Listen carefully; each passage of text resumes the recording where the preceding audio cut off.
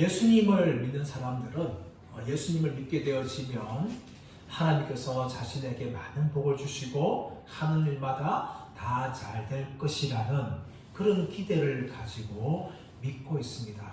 하지만 현실은 꼭 그렇게 되지만은 않습니다. 그러므로 많은 사람들이 시험에 듭니다. 특히 예수님을 열심히 믿는 사람들, 그런 분들이 더 시험에 듭니다. 예수님을 믿지 않아도 세상에서 자기 욕심을 위해서 살아가고 또 마음대로 죄지으면서 살아가는 사람들이 오히려 잘되고 형통함을 보면서 때로는 그들을 향하여서 질투도 생기고 또 하나님을 향하여서 원망하는 마음까지도 들고 있습니다. 그런데 이런 마음들이 우리들에게만 있는 것이 아니라 시편 73편의 아삽의 고백에도 나옵니다. 아삽이 보니까 하나님을 잘 믿지 않는 사람들이 죽을 때에도 고통이 없고 또 강건하게 살아가고 또 인생에 고통도 없으며 또 재앙도 없는 것을 바라보면서 악인의 형통을 보고 오만한 자를 향하여서 질투하였다라고 고백합니다. 그러다가 하나님의 성소에 들어가서 하나님께서 악인들을 파멸의 가운데 갑작스럽게 던져서 멸망하게 하는 것을 보면서 그제서야 이 아삽은 답을 찾게 되어집니다. 그리고 그 73편의 28절 마지막 절에서 하나님께 가까이함이 내게 복이라 라고 이 고백을 하면서 내가 주의 행적을 모든 행적을 전파하겠다 라고 말합니다. 하나님께 가까이함이 내게 복이라. 그러므로 주 여호와로 말미암아 기뻐하면서 그의 향하여서 하나님 행하신 모든 행적을 만민 가운데 전파하겠다. 그렇게 그 시편을 끝을 맺습니다. 이처럼 우리가 예수를 믿다 보면 우리의 생각과 달리 많은 어려움들과 고난을 만날 때에 시험에 종종 빠질 수가 있습니다. 하지만 우리 아삽처럼 하나님을 평생 가까이 하면서 그 하나님께서 나를 통하여 행하신 모든 행적들을 세상 많은 사람들에게 전파하는 이 믿음의 길을 걸어가시는 저와 여러분들 되시기를 예수의 이름으로 축원합니다. 이스라엘 백성들이 이제 특히 유다 백성들이 예루살렘 땅으로 돌아왔습니다. 학계 승자는 그들을 향하여서 성전 재건을 격려하였고 이 학계 승자의 격려에 따라서 이스라엘 백성들은 성전을 건축하기 시작하였습니다. 그런데 한 달이 지나가면서 그들 마음 가운데 낙심이 찾아왔어요. 왜냐하면 자기들이 재건하고 있는 그 성전과 이전에 보았던 그 솔로몬의 영광스러운 성전과는 너무나 차이가 많은 거예요. 그래서 낙심하게 되었습니다. 그리고 한 달이 지나가면서 그때에서야 스가랴가 등장하면서 학계를 위해서 하나님의 말씀을 예언합니다. 우리가 지난주에 말씀을 살펴보았듯이 스가랴 1장 1절에 6절 말씀 보시면 너희는 여호와께 돌아오라. 이것은 회개를 촉구하는 것이 아닙니다. 오히려 격려하는 거예요. 너희 하는 그 일을 하나님의 영광을 위해서 하도록 해라 하면서 낙심해 있는 이스라엘 백성들을 스가랴를 통하여서 격려를 합니다. 이 스가랴의 첫 메시지가 있고 난 지 이제 3개월이 흘러가요. 이 3개월이 흘러가면서 이스라엘 백성들은 더욱더 낙담합니다. 왜냐하면 바벨론 포로에서 돌아올 때만 하더라도 이제 곧 자신들이 영광을 회복할 것이다 라고 생각하였지만 현실은 여전한 거예요. 자신들의 인생 가운데 참 어려움이 많은 겁니다. 성전을 짓는 것도 어려움이 많아서 이제는 여호와를 향한 열심까지 다 잃어버렸습니다. 또 농사를 지었는데 그 농사마저도 잘 안 되는 거예요. 먹고 살 것이 없는 거예요. 그러니까 백성들 마음 가운데 참 낙심과 절망이 찾아왔습니다. 그때 오늘 본문의 말씀이 열리는 거예요. 하나님이 스가랴 선지자를 통하여서 8가지 환상을 보여주시면서 이 백성들을 향하여서 하나님이 내가 너희를 사랑한다 라고 말씀하시고 그들을 위로하고 격려하는 것입니다. 그러므로 이 환상은요, 이스라엘 백성들을 향한 하나님의 이 사랑의 메시지며 이 격려의 메시지입니다. 오늘 이것도 우리가 본문의 말씀인 1장 7절부터 21절 말씀 보시면 첫 번째 뭐가 등장하는가 하면은 화석류 나무에 선 사람의 환상이 등장합니다. 우리 7절 말씀 읽어볼까요? 다리오 왕 제2년 11째 달 곧 스밧월 24일에 인도의 손자 베레가의 아들 선지자 스갈에게 여호와의 말씀이 임하니라. 다리오 왕 제2년 11째 달 곧 스밧월 24일에 하나님의 말씀이 스가랴에게 임한 거예요. 근데 이 스밧옷은요, 스밧옷이라는 것은 이 바벨론 달력입니다.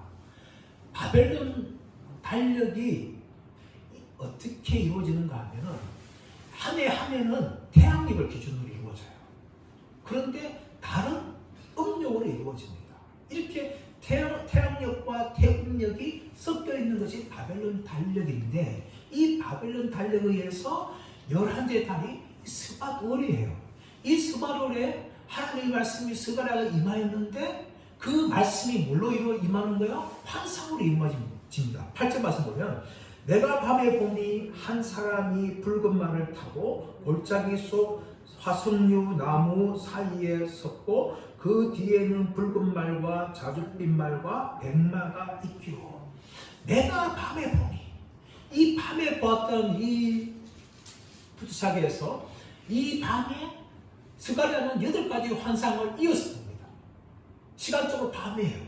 근데 이 밤은요, 영적인 밤도 의미가 있는 겁니다. 지금 1장 1절 6절 말씀 보시면 하나님께서는 조상들의 죄를 지금 유다 백성들의 죄하고 동일시했어요. 그래서 너희는 내게로 돌아오라, 그렇게 하나님이 말씀하셨어요. 근데 그 현실이 어떤 현실이에요? 바벨론 통치를 받고 있는 현실이에요. 바벨론 달력을 쓰고 있지 않습니까? 그것은 무슨 말인가 하면 바벨론의 통치를 받고 있어요. 그리고 자신이 살고 있는 그 지역은 옛날 다윗과 솔로몬이 영광을 누렸던 그들의 땅이 아니라 예후다라는 유다 지역 아주 작은 곳에 처박혀 있으면서 바벨론 통치를 받고 있는 그런 현실입니다. 이런 현실은 이스라엘 백성들에게 정말 힘든 현실이었어요. 그것이 바로 밤입니다. 그 밤에 하나님께서 환상을 열어주셨는데 첫 번째 환상이 무엇인가 하면 화석류 나무에 선 자기의 환상을 보여줍니다. 이 화석류가 어디 있는가 하면 골짜기 속에 있다 해요. 골짜기 속. 그것이 골짜기 어디냐? 학자들은 이 골짜기가 기드론 골짜기가 아니냐 하면 골짜기를 확대는데 성경은 어느 골짜기인지 이야기하고 있잖아요. 그뿐만 아니라 이 골짜기라는 이 단어가 히브리 의미가 무엇인가 하면 깊은 샘물, 깊은 강물을 의미해요. 다시 말하면 이 샘물 위에 지금 화석류 나무가 서 있어요. 그 화석류 나무는 하다스라고 부르는 식물인데 이 식물은 높이가 2m 정도 된 식물입니다. 그리고 뿌리가 깊이 내려서 물속에 있는 그 물을 빨아들임을 통하여서 아주 잎이 푸르른 식물이에요.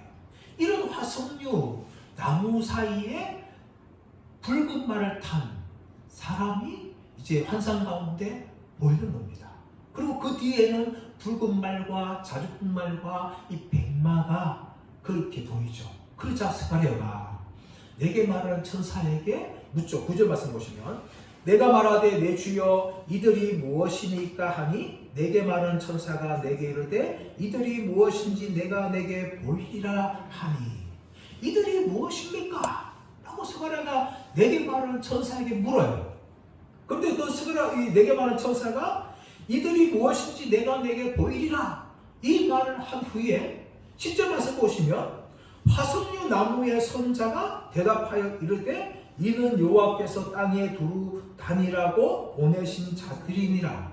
지금 스가랴가 물었던 사람 존재는 누군가 하면 내게 말하는 천사였어요. 해석하는 천사에게 물었는데 그 내게 말하는 천사가 대답하지 않고 화석류 나무의 선자가 그렇게 대답을 하는 겁니다. 그래서 학자들은 도대체 이 네개 많은 천사하고 화석나무 선 사람 자의 관계가 뭐냐?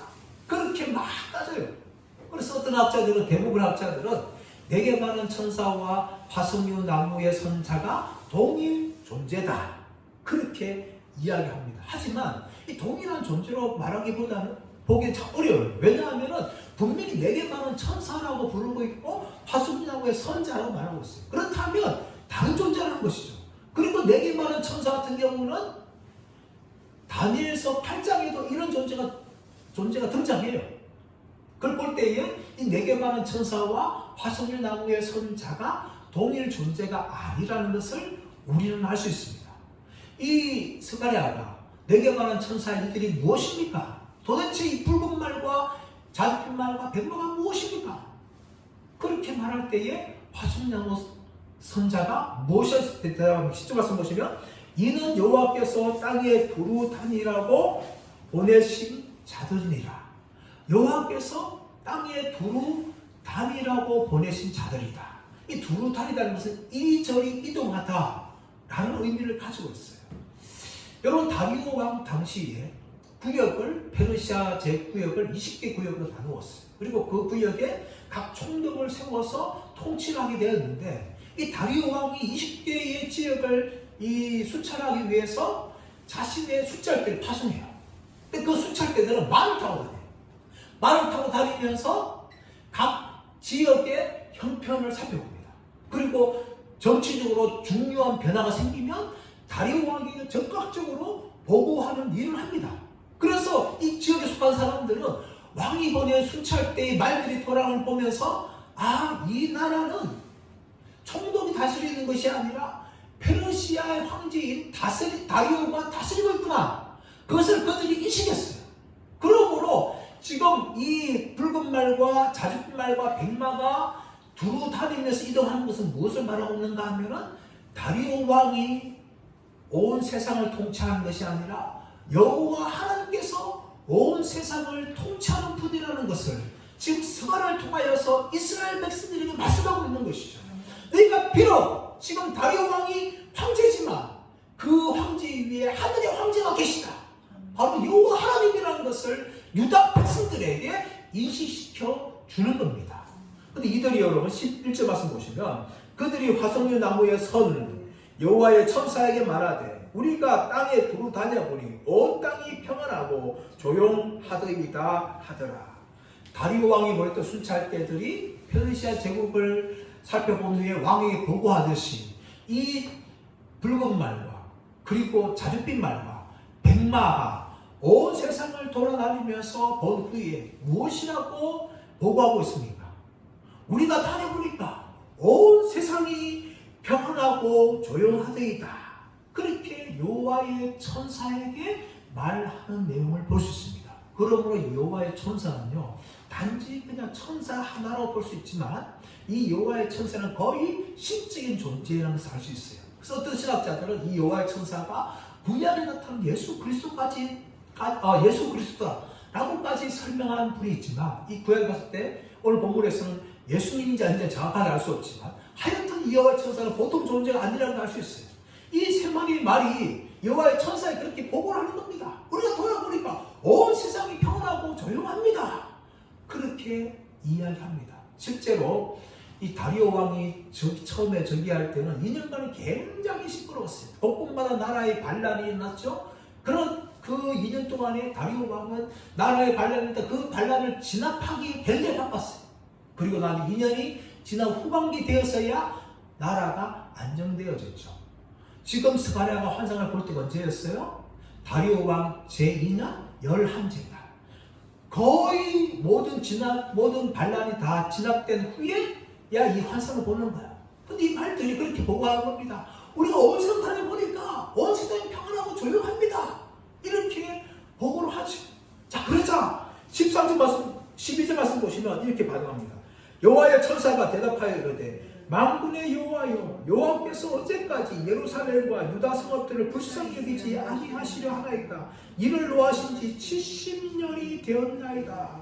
여러분 12절 말씀에 이 복을 들었던 여호와의 천사가 하나님을 향하여서 만군의 여호와여 여호와께서 언제까지 불쌍히 여기지 아니하시려 하나이까.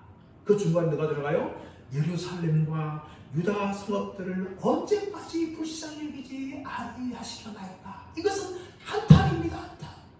여호와의 천사가 만군의 여호와를 향하여서 하나님 언제까지 하나님의 백성들을 불쌍히 여기지 않으시겠습니까? 이 불쌍히 여기다 히브리 단어 라하힘이란 단어인데 이 단어는 여성들의 태를 이야기해요. 마치 여성이 자기가 낳은 아기를 불쌍히 여기듯이 하나님께서 언제까지 자기 백성을 불쌍히 여기지 않겠습니까? 그렇게 하나님을 향하여서 한탄을 하면서 하나님이 노하신 지가 벌써 70년이 되었나이다 라고 이야기합니다. 이 70년이 언제 기간일까요? 학자들은 여기에 대해서 많은 의견들을 이야기하지만 상당히 공통적인 70년은 무엇인가 하면 예루살렘 멸망 때부터 시작해서 이 스가랴가 환상을 볼 때 기간을 이야기한다라고 말합니다.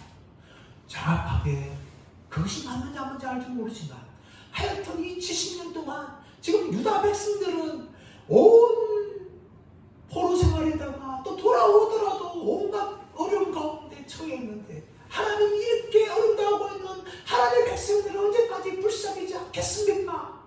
그렇게 지금 여호와의 천사가 만군의 여호와를 향하여 한탄합니다. 그래서 13절 말씀 보시면 여호와께서 내게 말하는 천사에게 선한 말씀 위로하는 말씀으로 대답하시더라.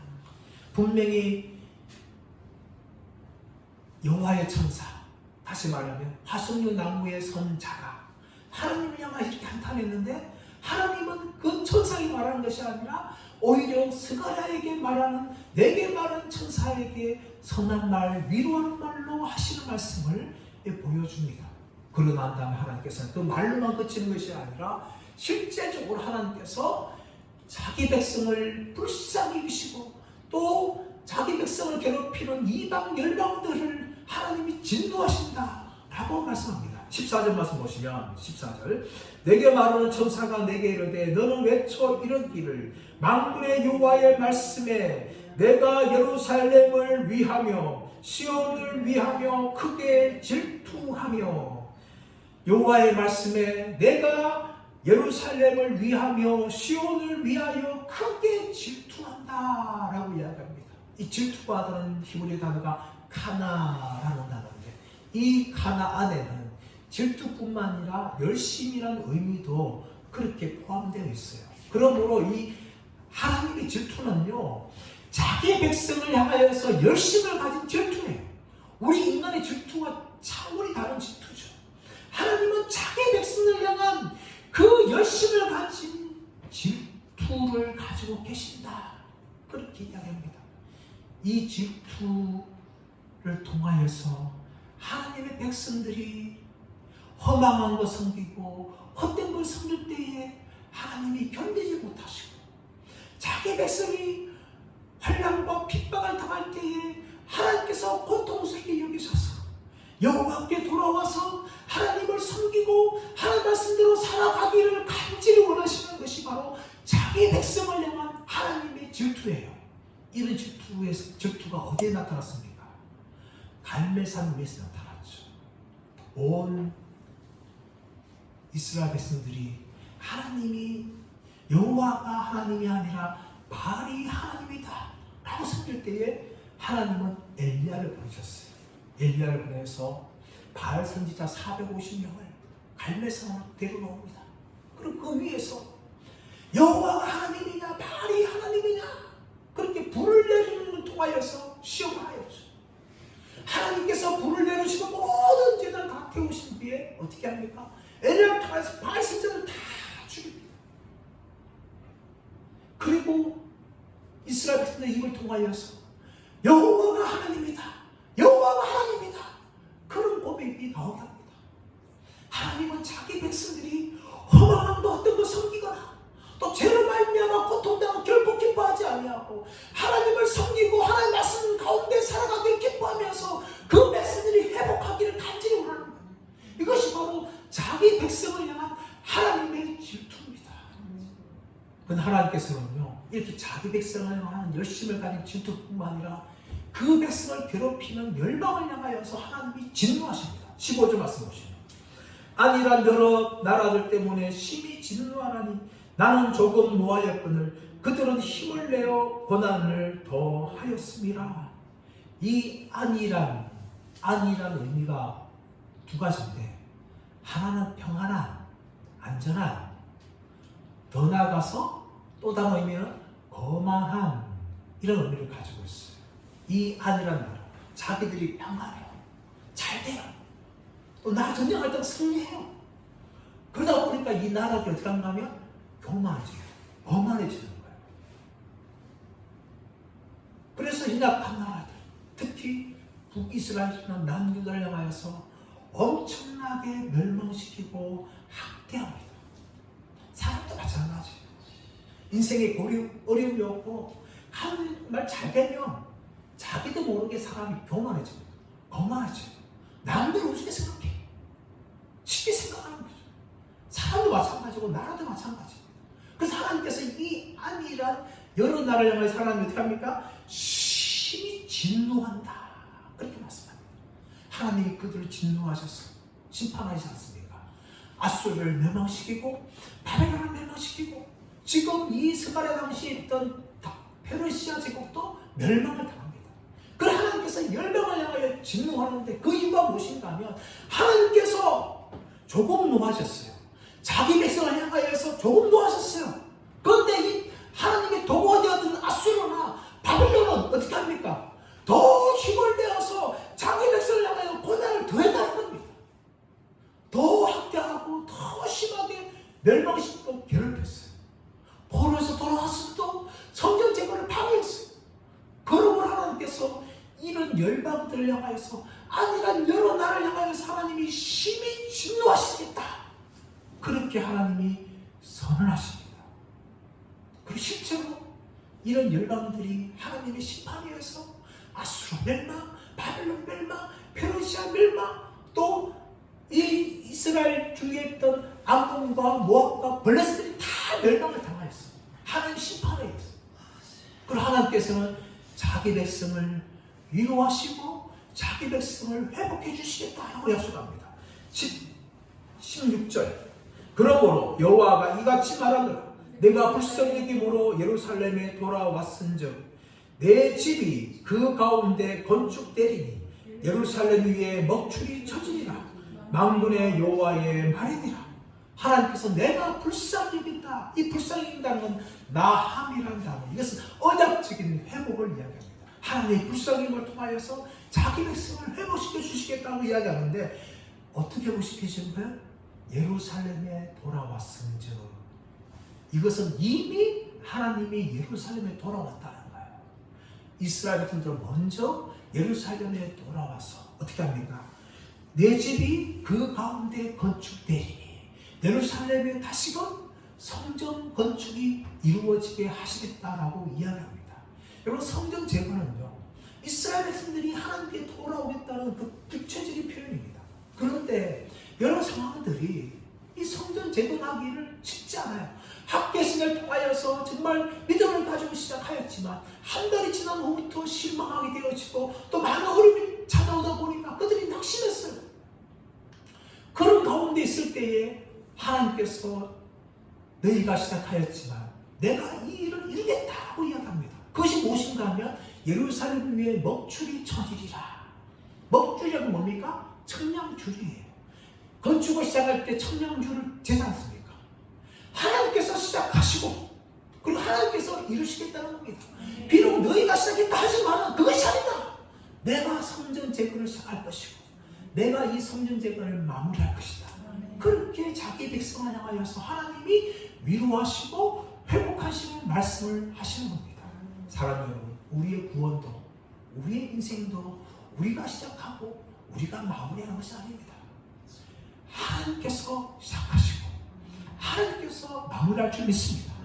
빌립보서 1장 6절 말씀 보시면 너희 안에서 착한 일을 시작하신 이가 그리스도 예수의 날까지 이루실 것이라고 말씀합니다.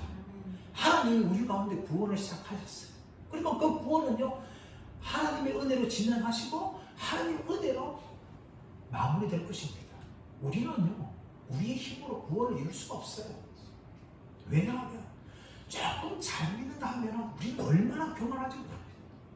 또 조금 어려움이 찾아오면 얼마나 낙심한지 몰라요. 또 재앙이 찾아오면 넘어지죠. 이것이 우리 인간이에요, 여러분. 그래서 하나님이 우리 구원의 길에 우리를 초청하시지만 구원을 시작하시고 그 구원을 완전히 이루시는 분은 누군가 하면 하나님이십니다. 그러므로 구원은 은혜예요. 전쟁의 은혜입니다. 내가 이만큼 했다. 그건 교만한 말이에요. 우리는 구원을 이룰 수 없는 자들이에요. 오직 하나님이 시작하시고 하나님이 완성하시고 자기 백성을 향한 약속이 오늘 우리를 향한 약속이고 이 남유다 백성들을 향한 약속인 줄 믿습니다. 그뿐만 하나님께서는 복을 더욱더 허락하시는데 17절 말씀 보시면 그가 다시 외쳐 이르기를 만군의 여호와의 말씀에 나의 성읍들이 넘치도록 다시 풍부할 것이라 여호와가 다시 시온을 위로하며 다시 예루살렘을 택하리라 하니라. 여러분 17절 안에 반복되어지는 단어가 4번에 등장합니다. 그 단어가 무엇이에요? 다시라는 단어. 다시. 자 볼까요? 다시 외쳐 이르기를 다시 풍부할 것이라 다시 시온을 위로하며 다시 예루살렘을 택하리라. 이 다시란 말이 계속해서 이 한 구절에 4번이나 반복되어지면서 하나님이 이스라엘 백성들을 다시금 축복할 것이라는 것을 약속하는 것입니다. 할렐루야. 다시 외쳐 이르기를 다시 풍부할 것이라 다시 시온을 위로하며 다시 예루살렘을 택하리라. 그렇게 하나님이 이렇게 말씀하시는 것이죠. 이렇게 하나님께서 시온을 위로하시는 은혜가 있게 되어집니다. 이 위로는 하나님의 사랑이며 하나님의 약속입니다. 그뿐만 아니라 다시 예루살렘을 택하겠다. 그렇게 이야기하시고 다시 넘치도록 풍부하게 할 것이다 라고 약속합니다. 이것이 하나님께서 자기 백성을 향한 사랑인 줄 믿습니다. 하나님은요, 우리가 예수 믿을 때 단지 영적으로만 구원받기를 원하시지 않습니다. 하나님은 우리가 영적으로 뿐만 아니라 이 땅에서도 하나님 안에서 풍성한 삶을 살아가기를 원합니다. 그런데 많은 분들이 이 영육 간의 풍성함을 누리지 못해요. 그 이유가 무엇일까요? 하나님께서 진정한 복이라고 우리 믿고 살아야 되는데 눈에 보이는 것들을 우리가 복이라고 생각하기 때문에 그래요. 복의 근원을 잊어버려요. 복의 근원을 잊어버리고 복같이 보여지는 그런 그림자들이 진짜 복인 줄 알고 붙들고 살아가요. 그러다 보니까 잃어버리는 거예요. 야고보서 무슨 말씀하고 있습니까? 모든 좋은 것들이 가장 많은 좋은 것들이 하늘로부터 빛들이 아버지께 내려온다고 말씀하시는데 우리는 그 하나님을 사랑하고 그 하나님 쫓아가는 것보다는 하나님 주시는 그것들, 부수의 것들 그걸 진짜 복인 줄 알고 그걸 추가로 살기 때문에 진짜 복이신 하나님을 잃어버리기 때문에 우리가 이 땅에서 영육간의 복을 누리지 못하고 살아갑니다. 사랑하는 여러분, 하나님은 우리가 이 땅에서 복받기를 원하시지만 눈에 보이는 것을 복이라고 추구하는 것이 아니라 그 복을 주시는 하나님이 내 아버지를 믿고 그 하나님 나와 함께 하심을 믿고 또 그 하나님이 나의 모든 것을 채워주심을 믿고 그 삶을 살아갈 때에 정말 하나님 안에서 이 풍성한 삶을 누리며 살아가기 원한다는 것입니다. 사랑하는 이것이 하나님의 마음을 믿습니다. 그래서 우리는 눈에 보이는 부스러기를 진짜 복이라고 쫓아가지 마시고 그 부스러기를 주시는 하나님이 진짜 복인 줄 믿고 그분을 쫓아갈 때에 우리의 영혼이 잘 되고 우리가 하는 모든 일들이 잘 되는 복을 누리시는 저와 여러분 되시기를 간절히 바랍니다. 이제 두 번째 환상으로 이루어지는데 18절 말씀 보시면 내가 눈을 들어 네 개의 뿔이 보이기로 또다시 눈을 들어 보니까 네 개의 뿔을 스가랴가 봅니다. 여러분 이 뿔은 무엇일까요? 원래 뿔은 힘과 권능을 상징하지 않습니까? 근데 여기 나오는 뿔이라는 것은 유다 백성들을 괴롭혔던 열방의 나라들을 말합니다. 이 나라를 보게 되어질까? 그러니까 이제 스가랴가 또 묻죠. 19절 말씀 보니까 이에 내게 말하는 천사에게 묻되 이들이 무엇이니까 하니 내게 대답하되 이들은 유다와 이스라엘과 예루살렘을 흩뜨린 뿌리니라 라고 이야기합니다. 내게 말하는 천사에게 물으니까 이 천사가 무슨 말합니까? 이들은 유다와 이스라엘과 예루살렘을 흩뜨린 뿌리다. 이 흩뜨리다는 것이 씨를 뿌리는 것, 그리고 키질할 때 이 껍데기 날아가는 것, 그런 의미를 가지고 있어요. 그래서 이 유다와 이스라엘은 어떻게 됩니까? 이 뿔들에 의해서 온 세계로 이 포로가 잡혀가지 않습니까? 북이스라엘도 멸망하고 남유다 멸망하면서 이 이방 나라로 그렇게 유다 민족들이 다 흩어져요. 그렇게 흩어진 열방 나라라는 것을 이야기합니다. 그러자 또 이제 스가랴가 또 묻는 거죠. 이시마서 보니까 또 하나를 또 보는데 그때 여호와께서 대장장이 4명을 내게 보이시기로.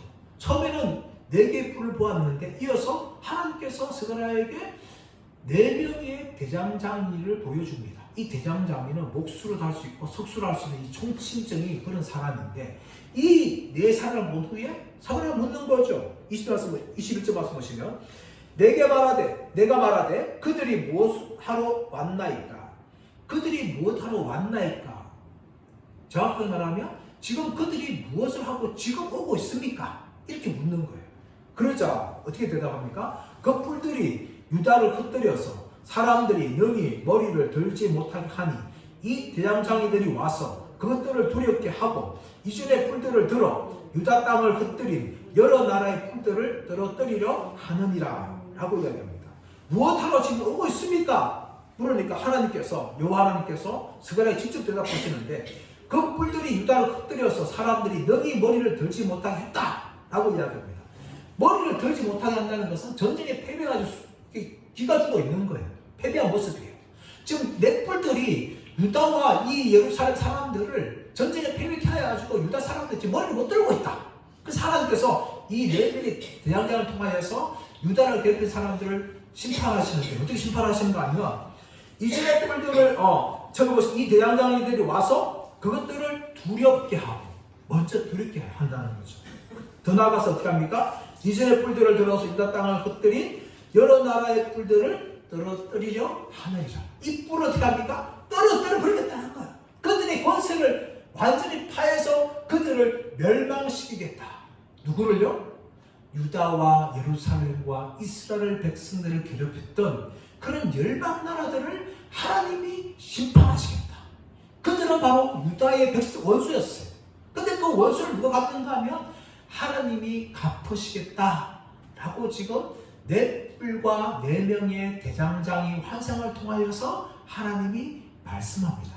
이 두 번째 환상은 첫 번째 환상을 이어지는 것이죠. 이스라엘 백성들의 회복을 이야기하시면서 그 회복은 열방을 향한 심판으로 보여질 것이다. 또 그들 향해서 하나님께서 원수 같은 자들을 심판하실 것이다. 그렇게 하나님께서 이 환상을 통하여 스가랴에게 직접 그렇게 말씀합니다. 사랑하는 여러분, 우리가 세상을 살다 보면 정말 이 유다를 괴롭히는 열방들처럼 우리를 괴롭히는 사람들을 만날 때가 있습니다. 우린 그들 향한 마음속으로 내 원수 같은 놈들이라고 이야기합니다. 하지만 여러분, 그들이 비록 원수이다 할지라도 우리가 그 원수들에게 직접 원수를 갚으면 안 됩니다.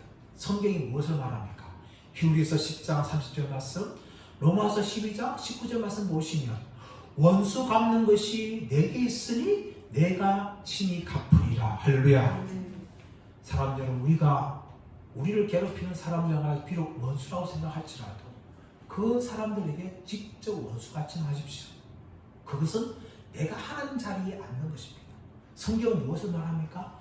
원수 갚는 것이 내게 있으니 하나님께서 자기 백성을 사랑하여서 자기 백성을 위하여서 열방을 심판하겠다 약속한 것처럼 우리가 원점 여길 사람이라 할지라도 내가 심판하지 않고 하나님께 맡겨드릴 때에 하나님이 친히 그들을 향하여 원수를 갚겠다 라고 약속하는 것입니다. 사람은 이 약속 믿으시길 간절히 바랍니다.